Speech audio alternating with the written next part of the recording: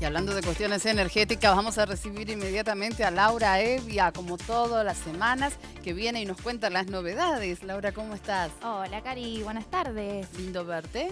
Bien, hoy vamos a hablar de un tema que ha sido muy polémico en los últimos días, luego de que se conoció un decreto presidencial que autorizaba a la realización de exploración sísmica en búsqueda de hidrocarburos en la costa del mar, cercano a la localidad de Mar del Plata. Repercusiones de todo estilo hemos escuchado. Tal cual. Esto, bueno, ha generado muchísimo debate, protestas a lo largo de todo el país y quisimos conocer un poco de qué se trata la exploración sísmica en el mar en busca de hidrocarburos y también un poco desmitificar algunas cuestiones que se estaban diciendo con respecto a esto. Así que, por un lado, hablamos con especialistas en este tema, con Diego Lamacchia, que es un ingeniero argentino que es de la localidad de Mar del Plata, pero que vive en Estados Unidos, y también con Guillermo Rilli, que es el capitán de un buque sísmico que realiza exploraciones sísmicas a lo largo de todo el mundo. Pero antes que nada quisimos hablar un poco de estos mitos que se han hablado estos días, que tienen que ver con lo que se ha dicho que ha generado muchísima bronca en la sociedad. Si te parece, Cari, vamos a hablar un poco, a mostrar cuáles son estos mitos y explicar un poco de qué se trata realmente la exploración sísmica en el mar. Bueno, en primer lugar, lo que se hablaba era de explosiones en el mar. Bueno, esto no es así, no se realizan explosiones en el mar. Un buque que realiza actividad sísmica lo que hace es, una vez que se determinó un área donde se va a realizar la sísmica, para que se den una idea, una exploración sísmica es como hacer una ecografía. Cuando una mujer está embarazada y se hace una ecografía, sí. Como no podemos ver lo que hay dentro, se emiten ondas sonoras que permiten hacer un dibujo. Bueno, esto es similar. Se hacen emisiones de ondas sonoras que permiten hacer un dibujo del subsuelo marino y ver si debajo de eso hay gas o petróleo. Bueno, respecto de la sonda, lo que se buscaba también era saber más información científica que no afectara a lo que es la fauna ictícola. Bien, sobre este tema, lo que nos explicaban es lo siguiente. Las ondas sonoras que se emiten no son explosiones, primero que nada, y bueno, estas exploraciones sísmicas siempre responden a ciertos protocolos de actuación. Antes de empezar, lo que se hace es emitir una onda sonora leve, que lo que hace es garantizar que los animales, especialmente las ballenas, se vayan del lugar, porque las ballenas son las que tienen una capacidad auditiva similar a la del humano. Entonces lo que se hace es emitir esta onda y una vez que está garantizado que no hay animales, especialmente ballenas, que son a quienes molesta este ruido, ahí se hace la exploración. ¿Cómo se hace esta exploración? Se tienden unas líneas de cables. Estas líneas de cables van acompañadas de unos tubos de aire comprimidos que emiten las ondas, reflejan las ondas del suelo hacia arriba y esto permite hacer un mapeo del lugar. Bien. Una vez que se termina el mapeo, el buque se retira y ahí queda definido si el lugar tiene o no tiene petróleo. Y otro de los aspectos, siempre siguiendo por supuesto el primer mito, el segundo y el tercero, ¿no? Respecto de los derrames de petróleo, porque mucho Bien. Se habla, bueno, vamos a la playa y de pronto llega al mar y que las costas están llenas de petróleo, ¿es así? ¿Eso pasa? Bueno, primero que nada, desmitificar esto porque la exploración sísmica es imposible que haya un derrame de petróleo, porque como decíamos recién, es como hacer una radiografía. Se hace un mapa del lugar y se va. No hay posibilidad de derrame de petróleo porque no se perfora la tierra, entonces no hay posibilidad de que salga gas o petróleo. Diferente es cuando se hace la explotación petrolera, pero de esto podemos hablar también al final de la nota porque en Argentina se realiza desde 1930 la explotación de hidrocarburos en el mar y desde entonces hasta la fecha no ha habido ningún incidente ambiental. Buen dato. Y cerramos con el último mito, Cari, que es el de la actividad pesquera, que repercute en la actividad pesquera. Bueno, la exploración sísmica en Argentina se realiza a 300 o 400 kilómetros de la costa. Y en cambio, la actividad pesquera se realiza a 300 a 400 metros de la costa. Es decir, que ahí es donde están los bancos de peces. Por lo tanto, está muy alejado de la actividad pesquera. Bueno, son datos técnicos, pero la verdad que sí, desmistificamos, ¿no? Porque hay mucho respecto de este tema y esta semana ha sido abundante. Tal cual, eran los principales temores que se decían, entonces queríamos aclarar un poco este tema antes de poder presentarles la nota, que fue que hablamos con estos dos especialistas argentinos que son muy reconocidos a nivel mundial y que se desempeñan en el estudio de la sísmica en el mar. Si te parece, Cari, entonces compartimos lo que nos comentaban ellos. Dale. Entonces uno empieza a explorar con los buques sísmicos y tenés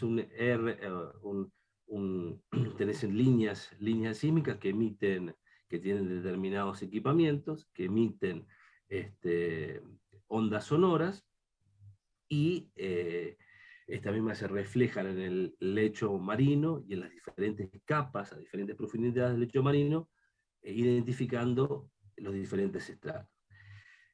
El tema con los medioambientalistas de la prospección sísmica es el nivel de ruido en decibeles que pueden afectar básicamente los mamíferos, a los cetáceos marinos, que es las ballenas, básicamente.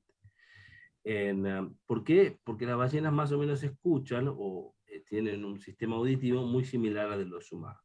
Entonces, los niveles de ruido de este tipo de implosiones sonoras están en el orden de los 200 a los 240 decibeles. Eso es un valor alto y puede producir en los animales, en los mamíferos cetáceos, desorientación y demás. Y por eso es que se requiere que no estén estos mamíferos cetáceos en la zona de la prospección sísmica. Y por eso le establece una zona de exclusión de las mismas. Entonces, se realizan las operaciones cuando no están estos animales, y la zona de exclusión, generalmente el estudio de impacto ambiental determina la distancia a la cual ya no se ven afectados. Generalmente lo que hicieron en el estudio de ahora de Equinor fue 450 metros, en la cual se determine que el nivel de ruido asociado a 450 metros es adecuado o es tolerable por los mamíferos cetáceos. Otra cosa que dicen es que son explosiones, como una bomba atómica, lo cual tampoco es cierto. Los niveles de ruido de una bomba atómica son muchísimo mayores que 240 decibeles. Y bueno, estas tareas se realizan, como toda tarea, de una manera sostenible, que es minimizando el impacto al medio ambiente y originando un beneficio en la actividad económica que se quiere realizar. Pero el impacto al medio ambiente se minimiza. Con este tema que yo te dije de la disminución del ruido, de tener observadores marinos, observadores en los barcos, que se aseguran que no exista la presencia de mamíferos cetáceos dentro de la zona de exclusión. Hay el mismo sistema del barco, que lo va a explicar mucho mejor que yo, Guillermo, te permite detectar la presencia de estos elementos, con lo cual vos parás las operaciones. Vos iniciás las operaciones con lo que se llama un arranque suave, ¿sí? De tal manera de darle espacio a si hay elementos, hay animales marinos en esa área, a que se alejen, ¿sí? Y bueno, la realidad es que se hayan realizado miles y miles y miles de kilómetros de sísmica offshore alrededor del mundo, y también en la Argentina.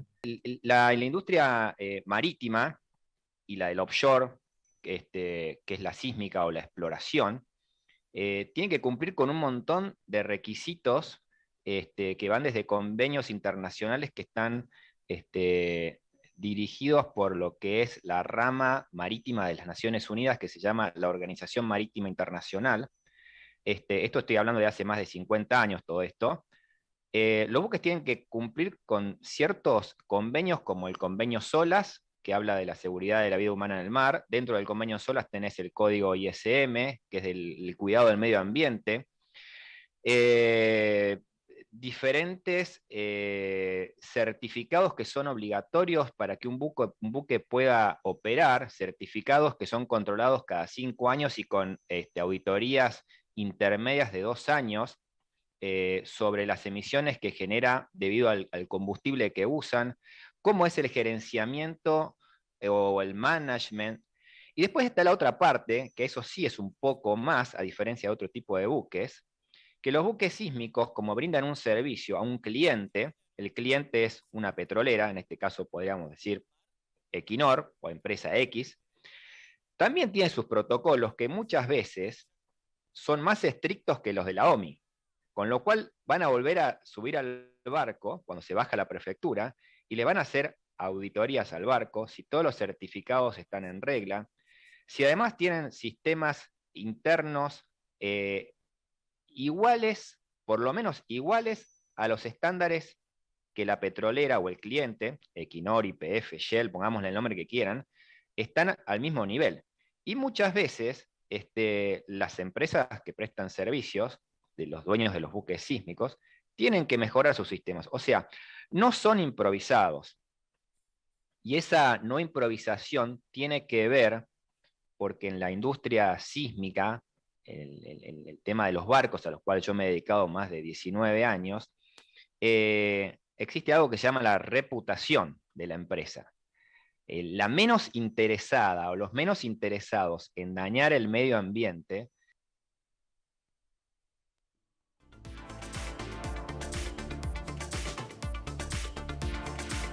Bueno, qué encuentro tan interesante tuviste ahí. Sí, sí, dos profesionales muy dedicados al tema que además son argentinos, así que un gusto, bueno, haber contado con esta explicación del tema tan detallada y por ahí aclarar el tema medioambiental, que es lo que ha sido eje de cuestión del debate en estos últimos días.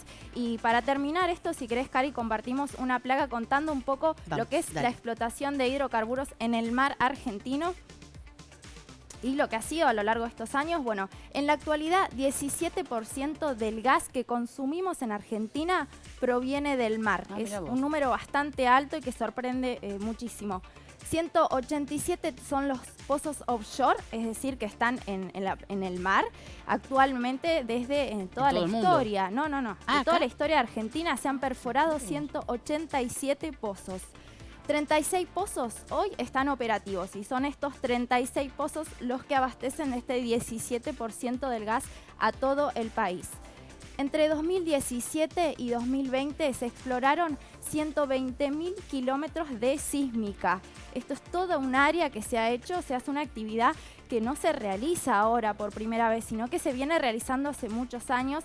Pero bueno, una de las cuestiones que ha generado también debate ha sido la forma de comunicarlo del gobierno, que ha sido a través de un decreto justo en momentos de fin de año, en las fiestas, y esto por ahí como que llamó mucho la atención. La sensibilidad de la gente, sin duda. Bien, desde 1930, que es cuando se realiza la explotación de hidrocarburos por primera vez en Comodoro Rivadavia, hasta hoy no ha habido ningún incidente ambiental por derrame de petróleo. Sí, han habido incidentes por choques de buques o pérdida de buques que transportan petróleo, sí, eso lo hemos visto. Pero no ningún incidente ambiental por la explotación de hidrocarburos en plataformas marinas.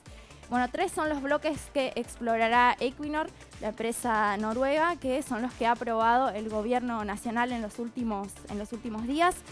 Y uno va a ser en asociación con YPF y Shell y otro en asociación solo con YPF. Y a 300 y 400 kilómetros de la costa bonaerense se va a realizar este estudio de sísmica, lo que decíamos recién, es más o menos la distancia que hay desde Neuquén hasta Bariloche o antes de llegar a Bariloche, para que se grafiquen una idea de la distancia que hay de la costa bonaerense hasta el lugar donde se va a explorar si realmente hay reservorios o no de petróleo. El tema queda mucho para hablar todavía, pero bueno, hemos llevado bastante tranquilidad con todo lo que nos han contado hoy. Bueno, así espero, Cari. Gracias, Laura. Muchas hasta la próxima gracias. semana. Nos vemos la semana próxima.